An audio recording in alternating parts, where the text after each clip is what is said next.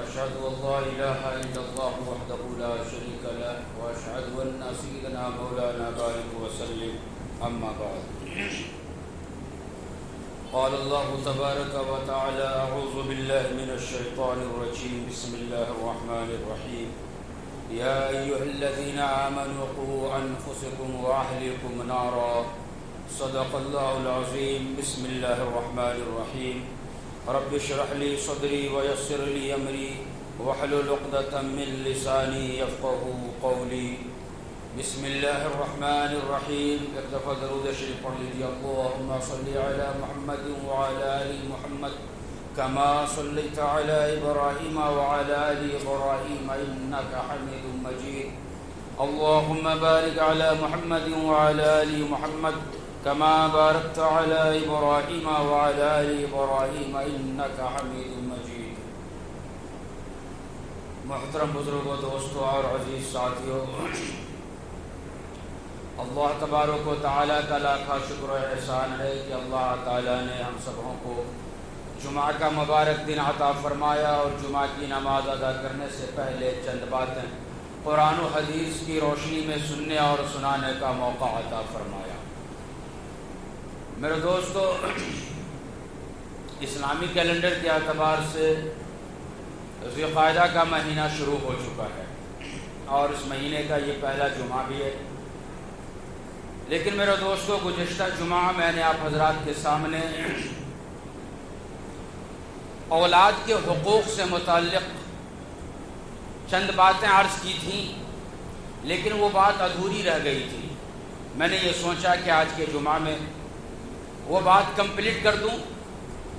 پھر اس کے بعد جو آنے والا جمعہ ہوگا اس میں انشاءاللہ حج وغیرہ کے متعلق، عمرہ کے متعلق اور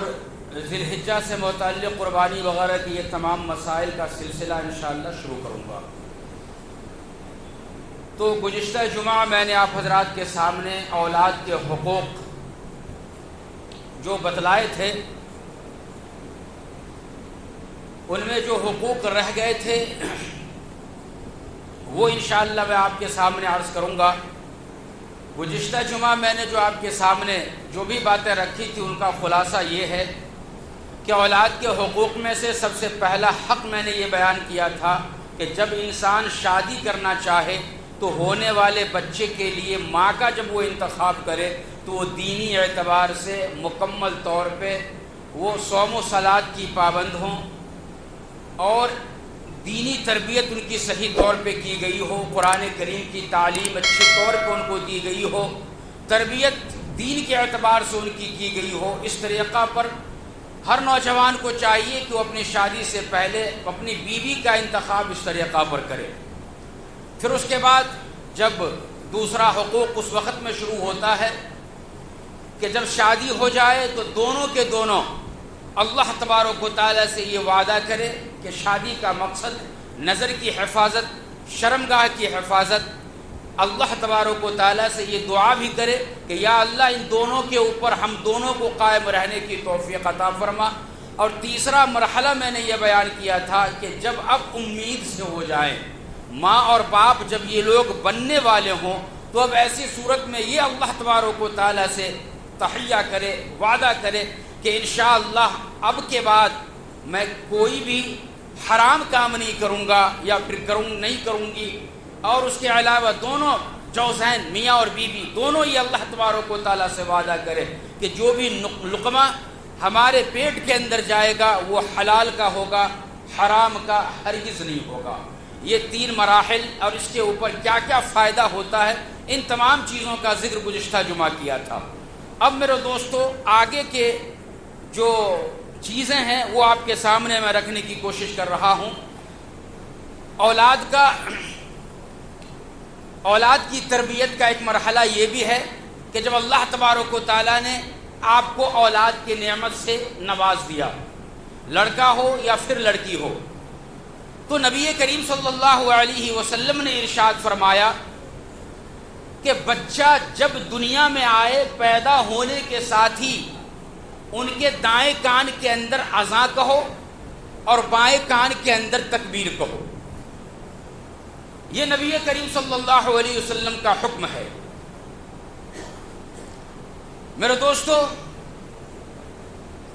اذان دینے کا حکم اور تکبیر کہنے کا حکم کیوں کہا گیا؟ اس کے اندر حکمتیں کیا ہیں؟ تو حکمت تو کئی ایک چیز لکھی گئی ہیں، ان میں سے چند ایک آپ کے سامنے عرض کر دینا مناسب سمجھتا ہوں، تاکہ ہمیں یہ حالات بھی معلوم ہو جائے کہ کیوں اذان اور تکبیر کہی جاتی ہے۔ تو اس میں سے ایک وجہ تو یہ لکھی گئی، ایک حکمت تو یہ ہے کہ اللہ تبارک و تعالی وہاں پہ موجود لوگ کو یہ احساس دلانا چاہتے ہیں اور یہ بتلانا چاہتے ہیں کہ دیکھو، جب انسان دنیا میں آیا ہے تو سب سے پہلی آواز اس کے کان کے اندر جو جانا ہے وہ اللہ تبارک و تعالیٰ کی کبریائی کی جانا ہے، اللہ تبارک و تعالیٰ کی حمد و ثنا اس بچے کے کان کے اندر جانا ہے، تاکہ یہ محسوس ہو موجود جتنے بھی وہاں پہ عقل مند لوگ ہیں ان سبوں کو کہ اگر تعریف کے لائق ہے اور کبریائی بلند اگر کسی کی جا سکتی ہے تو وہ صرف اور صرف اللہ تبارک و تعالیٰ کی ذات ہے۔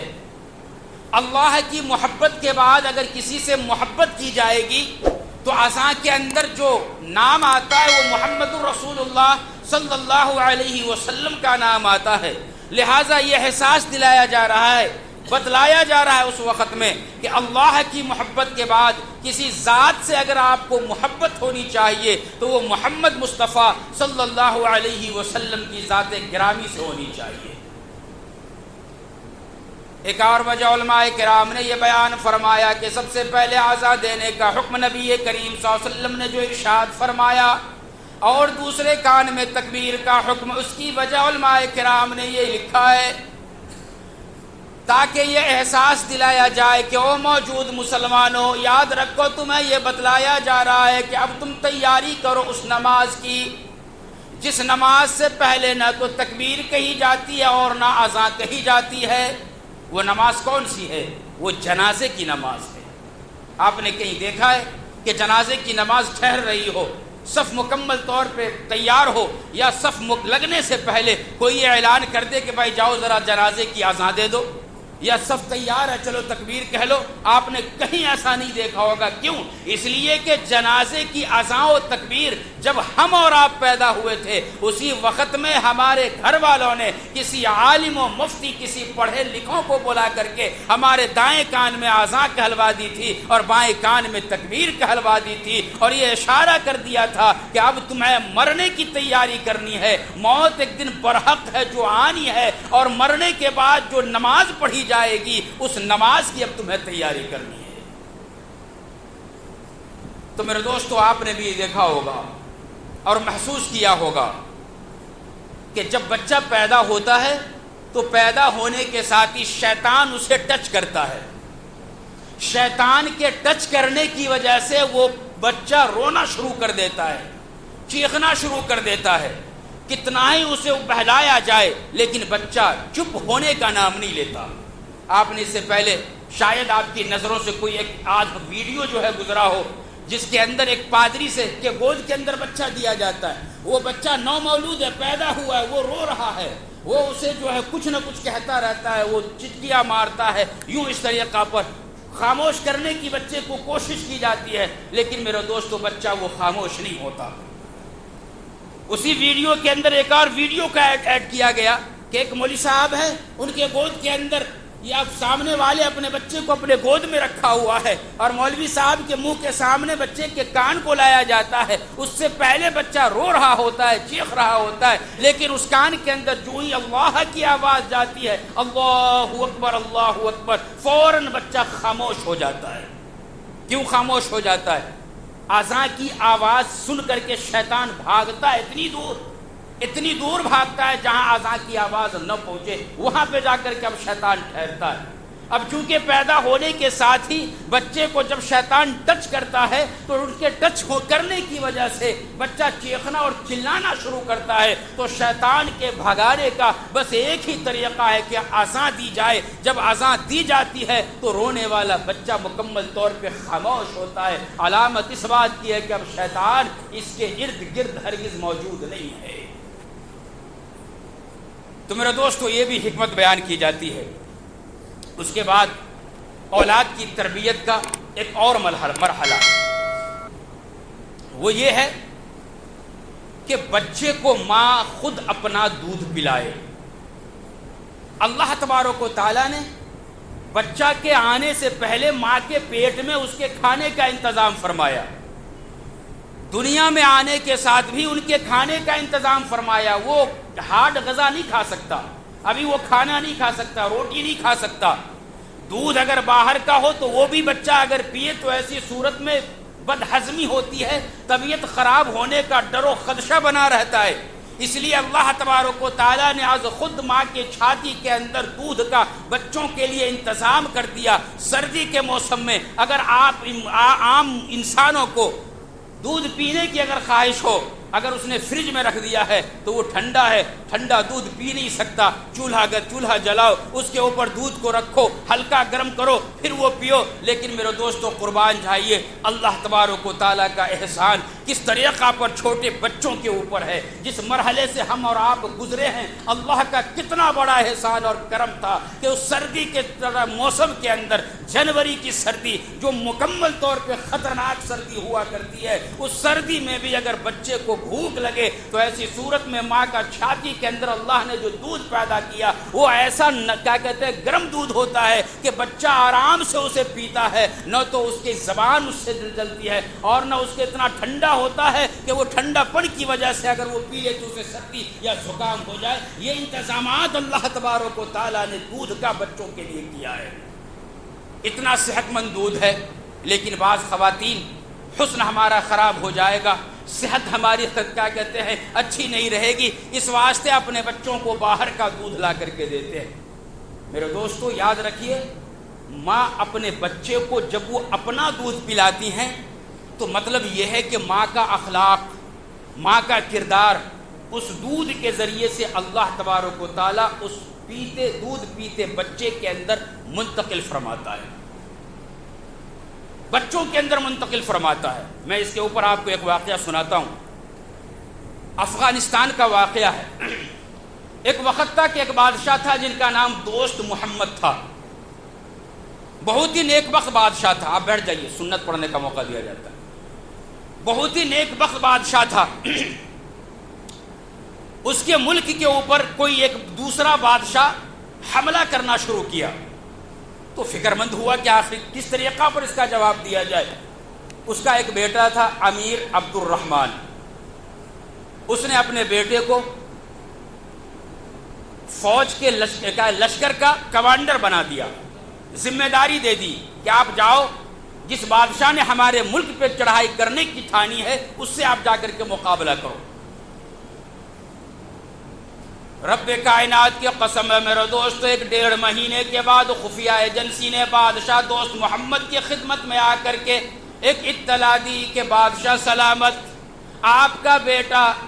شکست کھا گیا ہے، ہار گیا ہے۔ بادشاہ نے دوسرا جو بادشاہ تھا ہمارے حکم کے ہمارے ملک کے اوپر قبضہ کر لیا ہے، ہم ہار چکے ہیں جنگ۔ بادشاہ بہت ہی زیادہ متفکر ہوا، گھر میں آیا، بیوی کو سارا واقعہ سنایا تو بیوی نے کہا کہ ایسا ہو ہی نہیں سکتا کہ میرا بیٹا جنگ ہار جائے۔ بچے کی ماں نے کہا، امیر عبد الرحمن کی ماں نے، کہ یہ خبر غلط ہو سکتی ہے، میرا بیٹا ہار کر کے کبھی آ ہی نہیں سکتا۔ بادشاہ نے کہا کہ بیگم خفیہ ایجنسی نے ہمیں اطلاع دی ہے، یہ بات سچی ہے۔ کہا کہ آپ کی خفیہ ایجنسی نے اطلاع دی ہوگی، لیکن میرا ضمیر یہ کہتا ہے، میرا دل یہ کہتا ہے کہ میرا بیٹا کبھی ہار کر کے واپس نہیں آ سکتا۔ وہ شہید تو ہو سکتا ہے لیکن وہ ہار کر کے واپس ہمارے پاس نہیں آ سکتا۔ 1 ہفتے کے بعد پھر خفیہ ایجنسی نے اطلاع دی کہ پہلے کی خبر جھوٹی تھی، آپ کا بیٹا امیر عبد الرحمن جیت کر کے واپس آ رہا ہے۔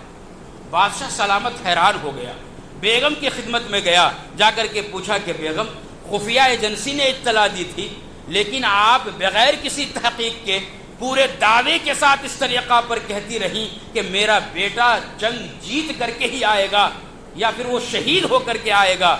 وہ ہار کر کے ہمارے پاس آ ہی نہیں سکتا، وجہ کیا ہے؟ اب سنیے میرے دوستو، وجہ یہی وجہ آپ سبوں کو سنانا ہے۔ وجہ یہ بیان کیا گیا، وہ خاتون کہتی ہے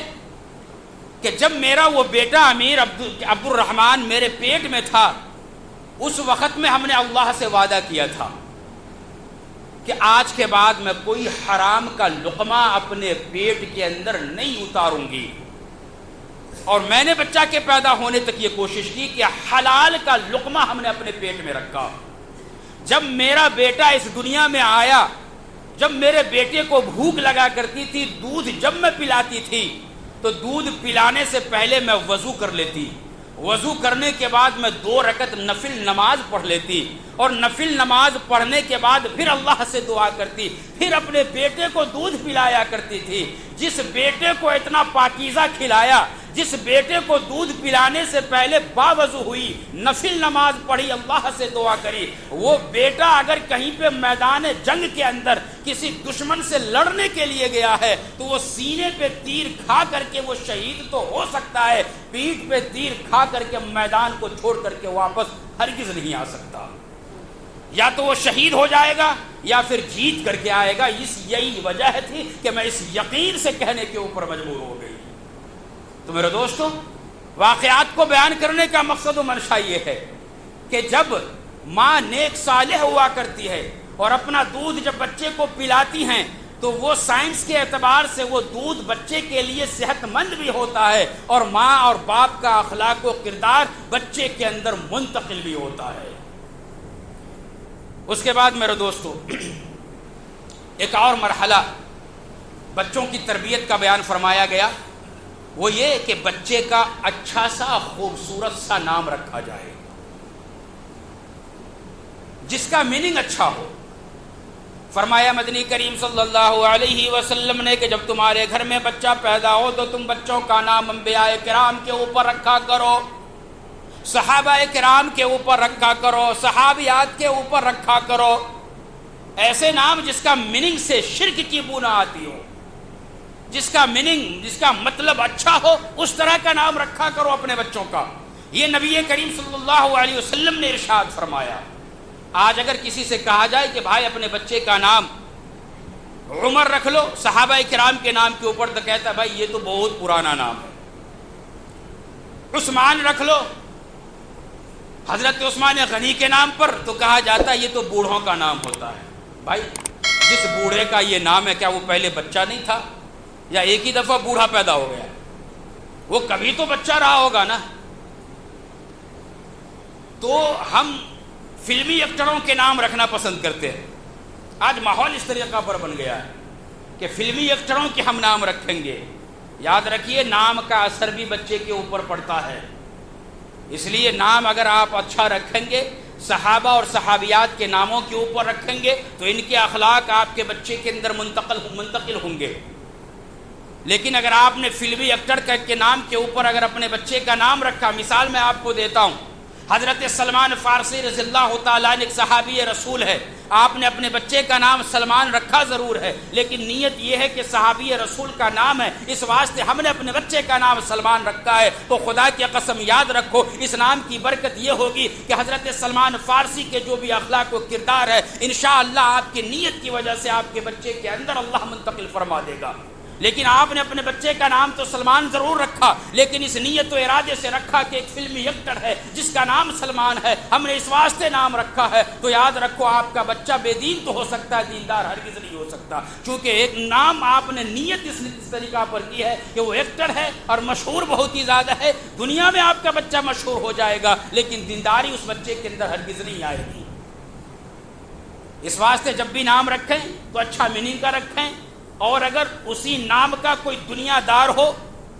جو گناہوں میں ہم وقت مستغرق رہنے والا ہو، تو وہاں پہ آپ نیت یہ کرو کہ میں اس واسطے رکھا ہوں کہ فلاں صحابی کا یا فلاں نبی کا یا فلاں اللہ کے بڑے بزرگ کا یہ نام ہے، وہی صفات اس کے اندر بھی اللہ تو پیدا فرما دے، اس نیت سے میں رکھ رہا ہوں۔ انشاءاللہ اللہ باپ کی دعا کو قبول فرمائے گا اور بچوں کے اندر وہ کیا کہتے ہیں وہ نسبت ضرور اللہ تبارک و تعالیٰ منتقل فرمائے گا۔ اور اولاد کی تربیت کا ایک اور مرحلہ وہ یہ کہ اگر بچہ ہے تو اس کا ختنہ کروایا جائے۔ ختنہ کرانے کے طبی اعتبار سے بہت زیادہ فائدے ہیں۔ اور بہت ساری بیماریوں سے ختنہ کرنے کی وجہ سے انسان بچ جایا کرتا ہے۔ پھر اس کے بعد نبی کریم صلی اللہ علیہ وسلم نے ارشاد فرمایا کہ اگر آپ صاحب اولاد ہو چکے، اللہ نے آپ کو اولاد کی نعمت سے نوازا ہے، تو ویسی صورت میں اگر آپ کے گھر میں بچہ پیدا ہوا، یعنی لڑکا پیدا ہوا ہے یا پھر لڑکی پیدا ہوئی ہے، تو 7ویں دن اس بچے کا عقیقہ کرو۔ فقہاء کرام نے مسئلہ بیان فرمایا کہ لڑکا ہے تو 2 بکرا ذبح کیجئے، لڑکی ہے تو پھر 1 بکرا ذبح کیجئے اور اچھا سا 7ویں دن نام رکھیے۔ عقیقہ کرنا یہ مستحب ہے، کوئی فرض یا واجب نہیں ہے۔ عقیقہ کرنے کی وجہ سے فائدہ یہ ہوتا ہے کہ جس بچے کا عقیقہ ہو رہا ہے اس کے اوپر آنے والے مصیبت کو اللہ تبارک و تعالی عقیقے کی برکت سے دور فرما دیتا ہے۔ آج سے تقریباً 15-20 سال 25-30 سال پہلے یہ رواج بچوں کا عقیقہ جب کرنے کا نہیں تھا، بہت ہی کم تھا۔ یہی وجہ ہے کہ ہم آج کے ماحول میں یہ دیکھتے ہیں کہ جب بچہ بڑا ہو گیا، شادی کا جب ان کا رشتہ آیا، اب جب وہ شادی سے پہلے، جب وہ یا تو کیا کہتے ہیں شادی کے بعد ولیمہ کرے گا یا شادی سے پہلے کوئی چھوٹی موٹی دعوت کرے گا، تو اس میں اس بچے کے نام کا عقیقہ کیا جاتا ہے۔ کیوں کیا جاتا ہے؟ چونکہ بچپن میں ماحول نہیں تھا کرنے کا، یا پھر غربت زیادہ تھی، اس واسطے نہیں کرتے تھے، لہٰذا اس واسطے اب کر رہے ہیں۔ تو اس سلسلے میں بھی کئی لوگ جو ہے مسئلہ پوچھتے ہیں کہ بھئی عقیقہ کب کرنا چاہیے؟ تو دیکھیے مستحب اور سنت طریقہ تو یہ ہے کہ 7ویں دن کیا جائے۔ اگر 7ویں دن کسی وجہ سے اگر آپ نہیں کر سکے تو ایسی صورت میں بیان فرمایا گیا کہ 14ویں دن کیا جائے، یعنی 14واں، یعنی پیدا ہونے کے جمعہ کے دن اگر پیدا ہوا ہے بچہ تو 7 دن جمعرات کو ہوگا، اور اگر جمعرات کو 7ویں دن نہیں کر سکے تو اس کے بعد اور 7 دن اور بڑھا کر کے 14واں دن کیجئے، نہیں تو پھر 21واں دن کیجئے۔ اگر ہم ایسا بھی نہیں کر سکے، ہم قادر نہیں ہیں کرنے کے اوپر، اور پھر کبھی زندگی میں اگر آپ کرنا چاہیں شادی سے پہلے یا پھر ولیمہ کے دن، تو ایسی صورت میں علماء کرام نے بہتر طریقہ یہ بیان فرمایا کہ اس بات کا لحاظ ضرور رکھا جائے کہ پیدا ہونے کے بعد جو 7واں دن آتا ہے، کبھی بھی آپ کریں تو اس دن کا خیال کر لیں کہ اسی دن آپ کریں۔ جمعہ کے دن پیدا ہوئے، 7واں دن جمعرات کا دن آیا، آپ شادی کے موقع سے آپ کریں تو جمعرات کے دن آپ کر لیں تو زیادہ بہتر ہوگا۔ لیکن اگر آپ نہیں کرتے ہیں تو ایسا کچھ بھی گناہ کا کام نہیں ہے۔ ایک طریقہ علماء کرام نے بیان فرمایا، وہ میں آپ کے سامنے رکھا ہوں۔ تو یہ چیزیں ہو گئی عقیقہ کے تعلق سے بھی۔ اب دیکھیے 6واں مرحلہ، جو مرحلہ آپ کے سامنے ہمیں رکھنا ہے، جس کے اوپر تفصیل سے گفتگو کرنی ہے، وہ یہ ہے کہ اب بچہ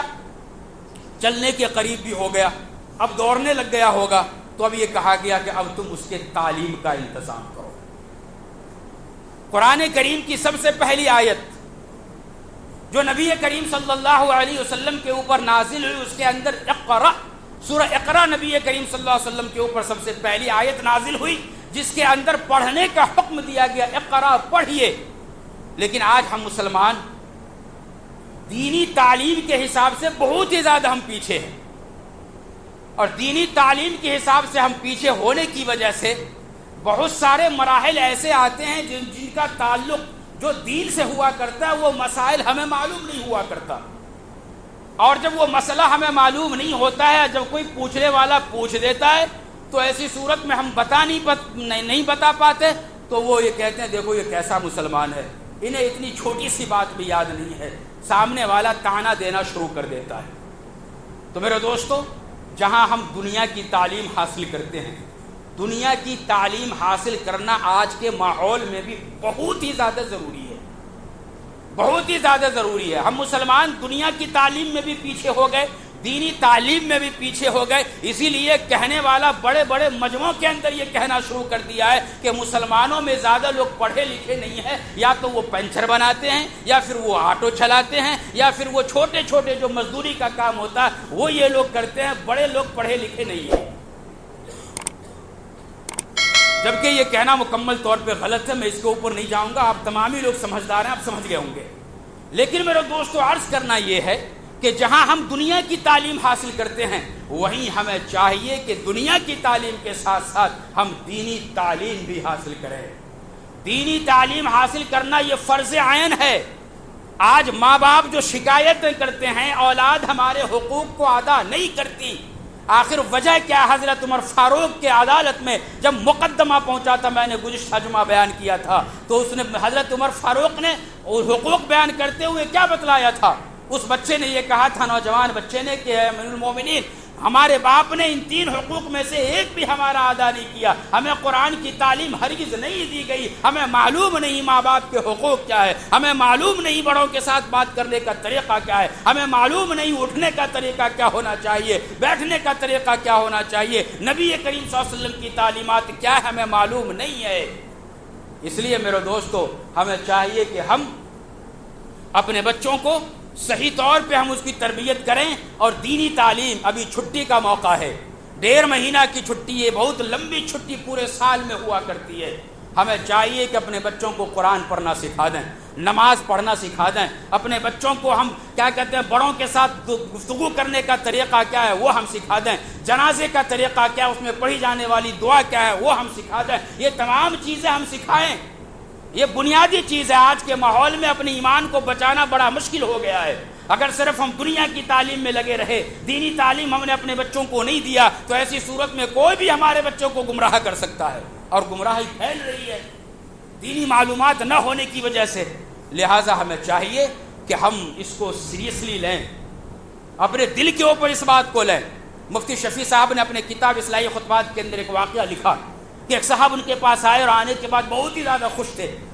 مولانا نے پوچھا کہ آخر بات کیا ہے، خوشی کی وجہ کیا ہے؟ کہا کہ میرا بیٹا بہت ہی اچھے عہدے کے اوپر فائز ہے، بہترین نوکری اسے مل گئی ہے، اور بہت اچھی تنخواہ ہے ان کی، بہت اچھی نوکری مل گئی ہے، اس واسطے میں خوش ہوں بہت ہی زیادہ، لیکن تھوڑا سا بے دین ہو گیا ہے۔ کیا کہا؟ نوکری اچھی مل گئی، سماج میں نام ان کا اچھا ہو گیا، لیکن بس تھوڑا سا بے دین ہو گیا ہے۔ یعنی بے دینی کو ایسا اس نے بیان کیا کہ بس یہ بے دین ہونا کچھ بڑا وہ نقصان نہیں ہے، بس چھوٹا سا ہے، ہو گیا ہے، بس ہو گیا ہے، یہ تو ایسے ہی ہو گیا۔ مولانا نے آگے مثال دیا، یہ تو ایسے ہی ہو گیا کہ ایک نوجوان آدمی نہایت ہی خوبصورت تھا، ان کا انتقال ہو گیا،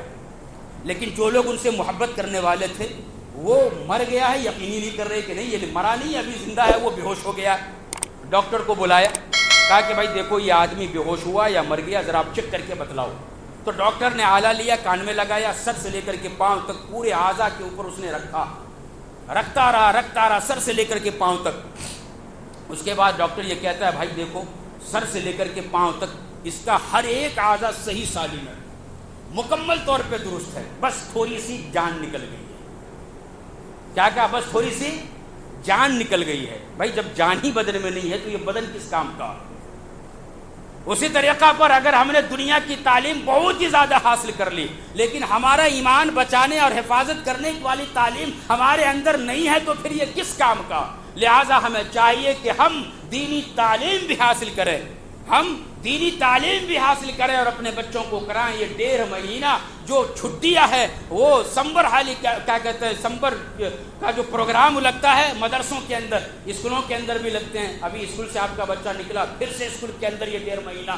میرے بھائی مدرسوں کے اندر یا پھر ایسے اسکول کے اندر جہاں پہ دینی تعلیم دی جاتی ہے، وہاں پہ اگر کوئی اس طرح کا کیمپ لگ رہا ہے جس میں قرآن پڑھایا جائے، سکھایا جائے، نماز سکھلایا جائے، روزہ رکھنے کا طریقہ بتلایا جائے، جنازہ سکھلایا جائے، بڑوں سے گفتگو کرنے کا طریقہ سکھلایا جائے، 1.5 مہینہ اپنے بچوں کو ایسے ادارے کے اندر جا کر کے ڈالو، یا پھر آپ کے گھر میں جو مولوی صاحب پڑھانے کے لیے آتے ہیں ان سے آپ کہو کہ بھائی تھوڑا سا وقت زیادہ دے دو، میں آپ کا ہدیہ تھوڑا بڑھا دوں گا، ہمارے بچے کو یہ چیزیں، تمام دعائیں، نماز کا طریقہ، ان تمام چیزوں کو آپ اس 1.5 مہینہ میں سکھا دیجئے۔ اللہ ہم سبوں کو کہنے اور سننے سے زیادہ عمل کی توفیق عطا فرمائے، آمین۔ وآخر دعوانا الحمدللہ رب العالمین۔